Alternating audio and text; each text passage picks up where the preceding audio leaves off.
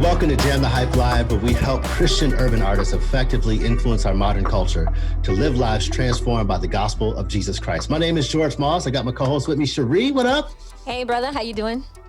I'm doing good. I'm doing good. Trying to stay home, stay safe. You know how it is. Like, you good out there?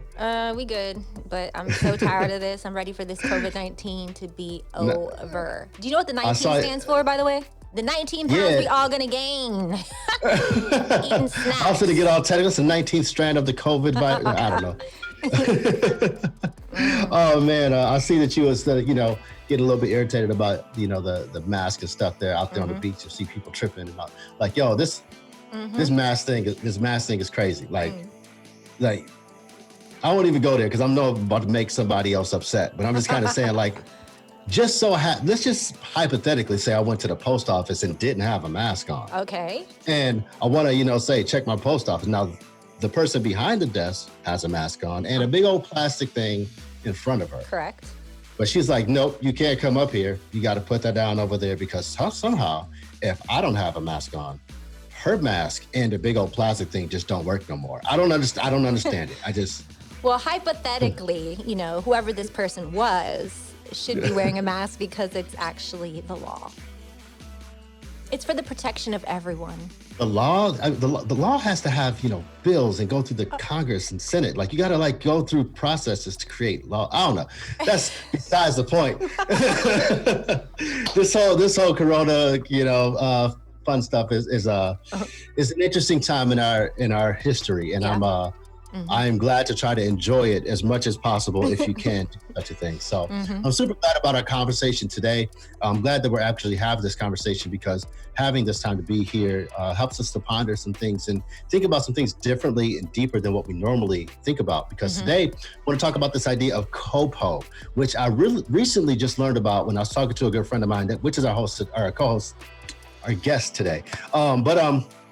It's really talking about the idea of kind of striking that balance of having a career versus what your occupation is versus your purpose and opportunity. And to me, it seems like it's hard to kind of weave in and out of those things to sometimes passion and purpose and opportunity. Like, we talk about these things individually, and I kind of have my own way of thinking about it, but he has a different perspective that I found was really, really interesting to me because whenever I think about kind of where I've come from, and I started with doing music, and from doing music, it really drew me into somehow being in radio. and then going from radio to some acting stuff that I was able to do. From acting, going back into music and touring, and finding myself doing a lot of different things that I never originally set out to do. Because although I had a sort of like focus that I want to do just music, like that was my idea starting out with. As I started to grow in maturity and I started to grow in my experience and getting out into the world, I realized that I have the same passion as I always did, but there's certain expressions that it takes. And sometimes it doesn't even look like at all what I thought I was going to be doing. In fact, if you'd have told me 12 months ago that I'd be sitting behind the mic at Jam the Hype and doing this show with you, I'd be like, no, that's not a part of my plan. But once I kind of really sat down and looked at my purpose and what I really was designed to do, I realized that, my purpose can still be lived out in any area of life, and be able to take advantage of opportunities that kind of fall in line with that, or say no to other opportunities that come along with that. So it's like, you start off thinking you're going to do one thing, and your passion or opportunities take you a completely different place. I know you've had to experience something like that too. Yeah, I'm still in the middle of it. I feel like, I made a pivot years ago when I got off the road and stopped touring, right? And I started tapping more into learning the skills of being a creative director. And so that's a very complex role, because you got to know a lot about a lot of different things, which I enjoy. But your phone. I know, phone. Twice. People be blowing you up. That's all right. So yeah, I think it's hard to, especially because I'm a person who has so many different interests. Like, I love so many different things. Being able to funnel my life, kind of like what Troy is about to talk about through this model of COPO. I'm very interested to hear what he's going to say. Hopefully it will help me. Yeah, I think it's definitely going to help a lot of us, and hopefully it helps you that are watching right now. But just wanted to say, man, this dude is like, I love this dude. I've known him. He's from my city, from here in Grand Rapids. He's literally coached probably hundreds of small business owners, artists, pastors, teens, and adults, just really helping them identify their purpose and setting some attainable goals. He's the author of this book called The Edge of Redemption that I've had for a while now. It's a dope book, really dope story, a lot of great experience that he has. He's also co-founder of the brand Hustle, Pray, Eat, and co-founder or founder of The Edge Urban Ministries here in Grand Rapids. So if you know anything about that, I want to welcome to our show right now my homie, Troy Evans. Say what's up to him, y'all. Hey, what's good with it? Hey, Troy, what's going on, man? I'm chilling, man. How are y'all?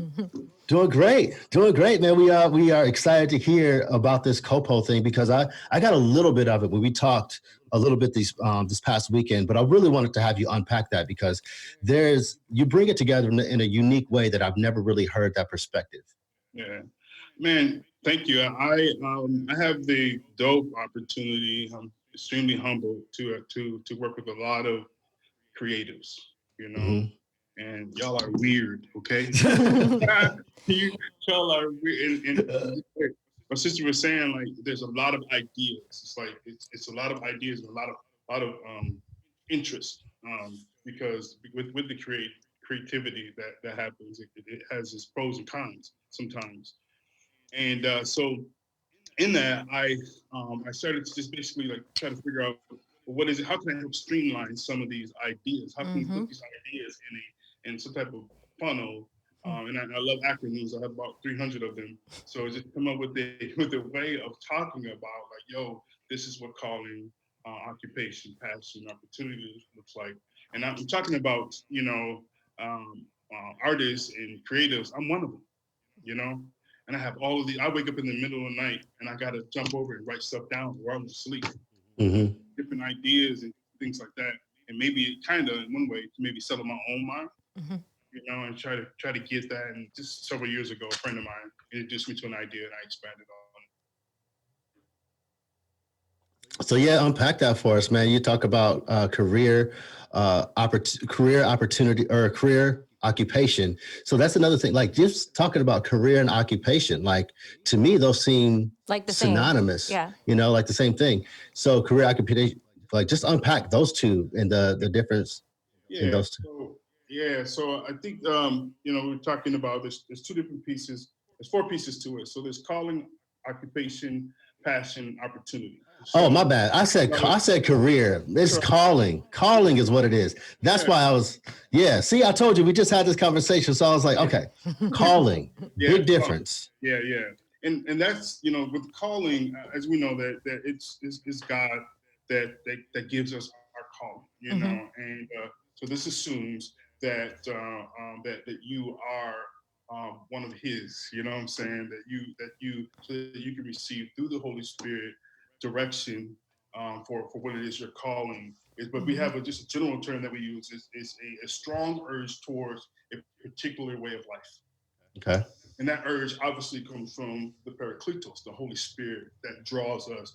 And it's something that you wake up with, something that you're born with, it's something that's inside of your gut. It's intrinsic. And it's something that you got to live out. And then occupation would be our career. This is something. Here's what I often talk about with the calling thing. I think most Christians have somewhat of an idea to figure that out. I focus a lot on occupation and passion, and because the whole occupation piece, that most people believe that you got to enjoy what your occupation is. And it's a lie. I think our society is all juiced up on passion juice.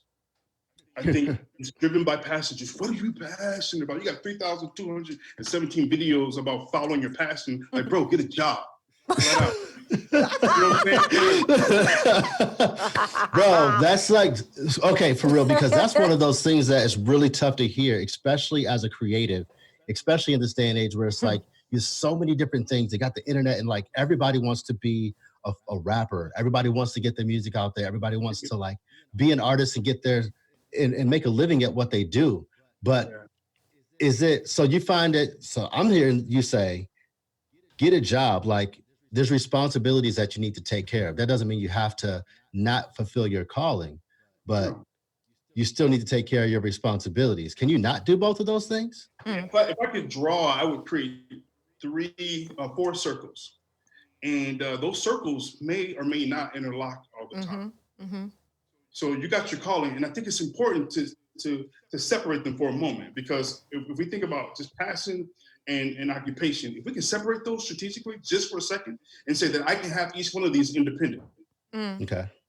They don't need to. They may marry at some point.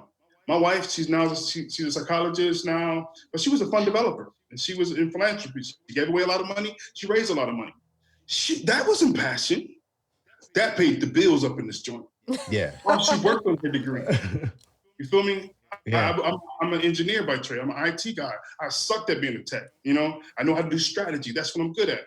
I wasn't even passionate about. I'm not passionate about strategy. I'm not passionate. I suck as a tech, but it paid the bills. You get what I'm saying? Yeah. It's not that my occupation. I didn't love the occupation of being a tech, but I love the opportunity that it afforded. You get what I'm saying? And it allowed me to invest time, talent, and treasure back into my passion and my calling. Yeah, I think that's interesting because I was just watching The Breakfast Club, and they're bringing on all these like young rappers, and these guys were like, yeah, I'm just out here trying to make the money. I'm like, well, how are you making money? Like, I wanted to ask, like, what are you doing? You're on Instagram all day long. So how are you actually making money? So what does that mean? Like, what would you say to an artist who, rap or music is their thing and they want to spend their whole day, right, on their computer making beats and hanging with their friends and writing dope lines? Like, how do you make money? Yeah, I think one, artists need to diversify their portfolio. Yeah. You get what I'm saying? Multiple revenue streams is critical if you're going to survive as an artist. And I believe one of those revenue streams should be a job. Working with someone. Okay, if you don't get anything from this, guys, here is what you get. Get a job. Like, working that. And then I would also say, I think George is the master in my mind of many artists I've worked with. It's just, I think a lot of people sleep on having some type of merch to be able to have available. I think a lot of people, placements, A lot of dudes are not doing the research to figure out how can he get placement. Mm-hmm. A lot of dudes are not figuring out like, yo, can I multitask? If I'm going to, again, George, if I'm going to an event, I'm going to be doing the music, then maybe if I take a couple classes and learn how to speak well, Mm-hmm. can I do a 3-point message, Mm-hmm. a 10-minute version, a 20-minute version? Well, they're going to hire someone to speak and they're going to hire someone to do music. Why don't it be one and the same? You can kind of dabble up there. And so, and then did I say get a job? Oh yeah. Oh, okay. I just wanted to make sure. That's it's really interesting too, because like that's one of those things, especially I tell new artists and some of the artists that have been doing this for a while. It's like there's no shame in having a job that pays the bills. There's no shame. In fact, it's probably much better Yeah. to be able to go out and to be able to make a living doing something that may or may not go in line with your career. Now, obviously, if you could get a job that actually is in line with your passion and your careers and your mission, which I believe is important too. Like I do. you work to learn something. You don't just work to earn a paycheck. Like that's what I've always would say. We work to learn, not just to earn. However, when you're doing this, like the job is like, okay, this is going to provide income. So then I actually have something to invest, because I feel like people they will invest a lot of time sitting on social media Yeah. and things like, which can be time well invested if Mm-hmm. you're going to do that. Mm-hmm. The problem is sometimes you need actual dollars to invest. And if you have to decide whether or not you are going to keep the lights on or, run this Instagram ad or, hire an actual photographer or hire someone that knows what they're doing to actually mix your music for you to do it well. Like if you don't have any actual dollars to invest, then all you got to do is continue to put out product that nobody actually wants. So Mm-hmm. sometimes you have to take a step back from doing that passion in order to get to where you want to go. Mm-hmm. Can I say this? I just we'll move on, but with occupation, I believe there's soft skills that you can learn. So Mm-hmm. we've started, I don't know, about 16 companies that own primarily by youth and young adults, and so we've started them all within our congregation, George. And so we helped a lot of people start businesses and small businesses. I don't care if they leave the companies. We know most businesses are not going to make it. I say a year and a half, Yeah. but 3 years, they're not going to make it. I don't care. It's the soft skills that you learn. Mm-hmm. So Unpack that for me. What do you mean by soft skills? So when you're there, if you're working a job, I don't care if you're working at McDonald's, they have SOPs or standard operating procedures, ways to learn how to sell product. They figure some things out. Learn what you can while you're there to invest into your passion. Because it's not lost time, like you said. It's not dead time.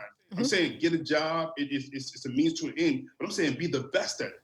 So when I went to be an IT person, a couple people took couple tests. At my time, it was a test called the Microsoft Certified Engineer. There's only 15,000 of them in the world. By God's grace alone, because I'm not that smart, I became one of them.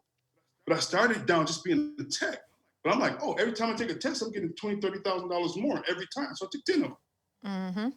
Yo, sign me up for that, bro. You know what I'm saying? Now this was in the 90s, 2000. Like it's changed. Now you got 14-year-olds who understand topologies and the internet and all that stuff. But I'm just saying, it's like be the best that you can while you're there.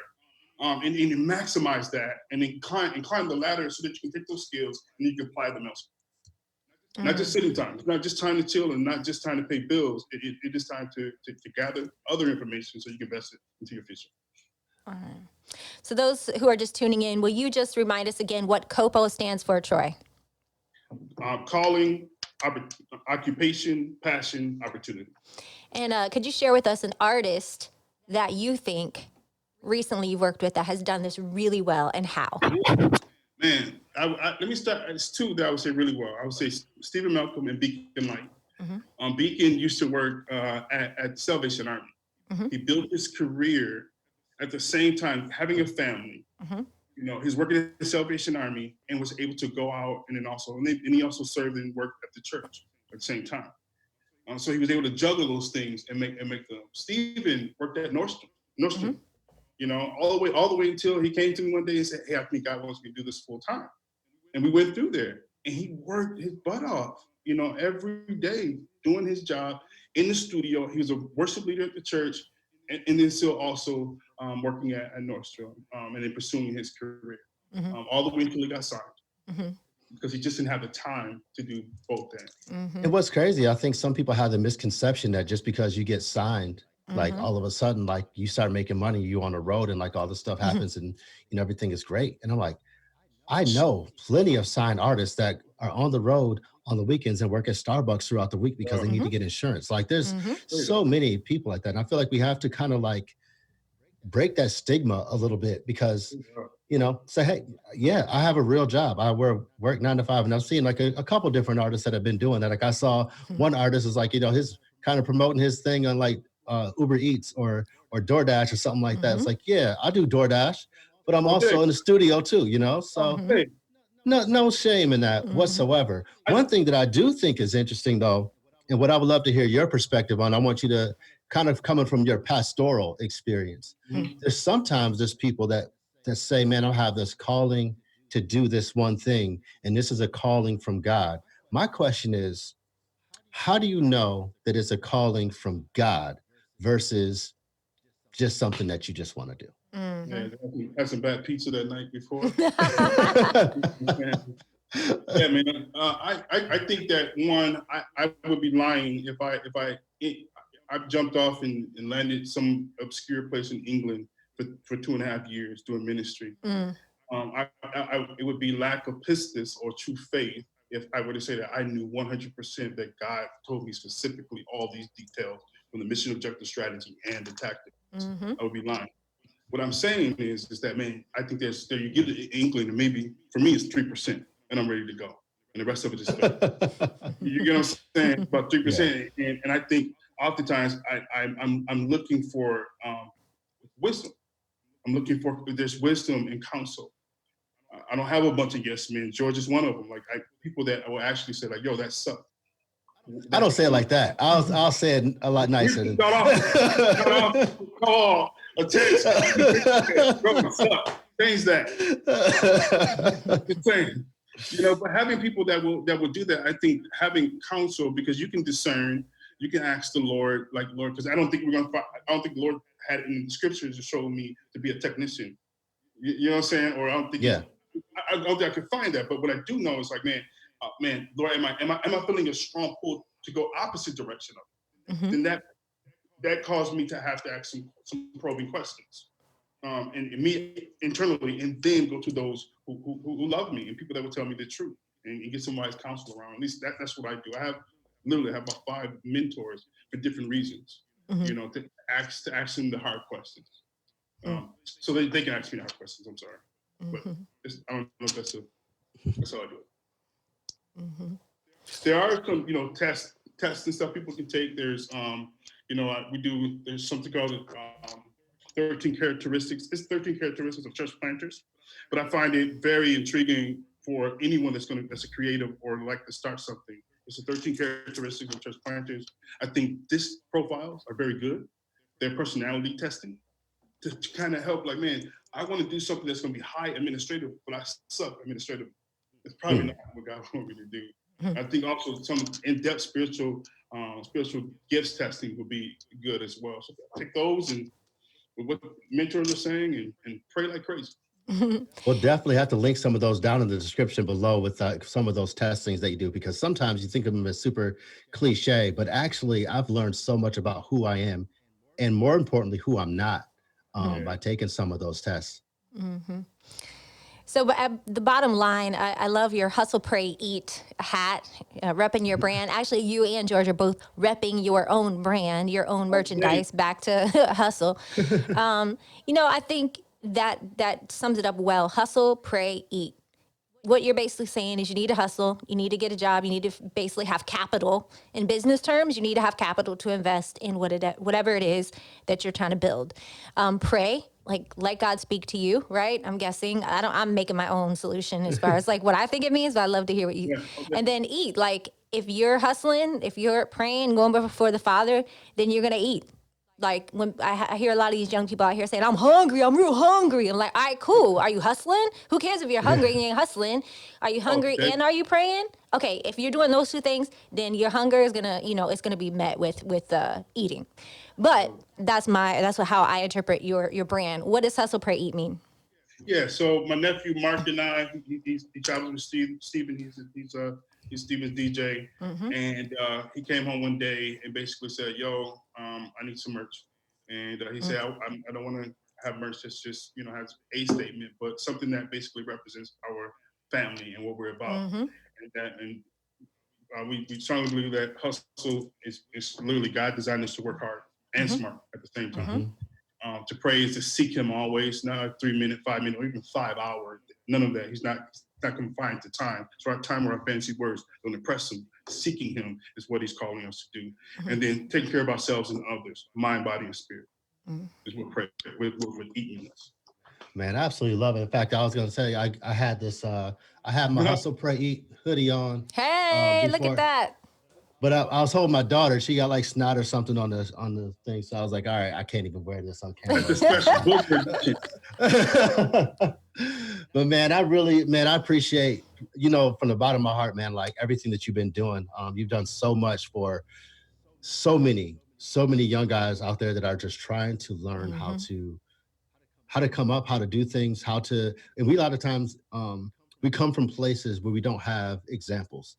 We don't have people that show us the right way, and we've never seen anyone do it except for on TV or on Instagram or somebody like off in the distance. But I really appreciate how you've been able to take guys and mentor them down in the dirt with them, and like through all of the craziness that is spiritual work on our bodies, on our faith, the mistakes that people make, the times people bump their heads. You've been through it, all that. So your heart for discipleship for people is what I really, really appreciate, man. So thank you for hopping on. Make sure that it's TroyEvansSpeaks.com.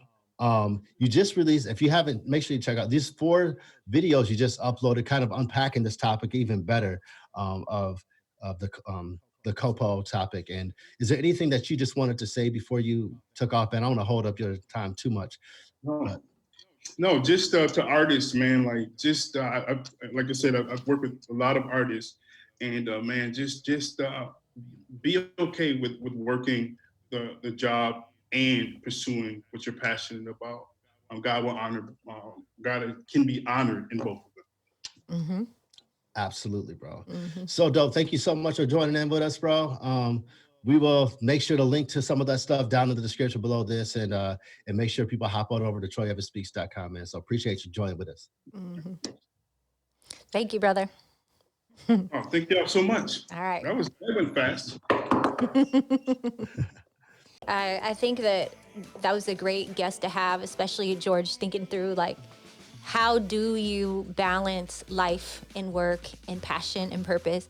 I think you and I both have struggled with that, and you, now that you've got kids and you're married, because when I first met you, you were a bachelor. So like, you could just, streamline everything into your own little ecosystem, but now you have a lot of people to factor into that. But the one thing I would say when it comes down to calling, though, that I think has helped me over the years is that we all have the same calling, in my opinion.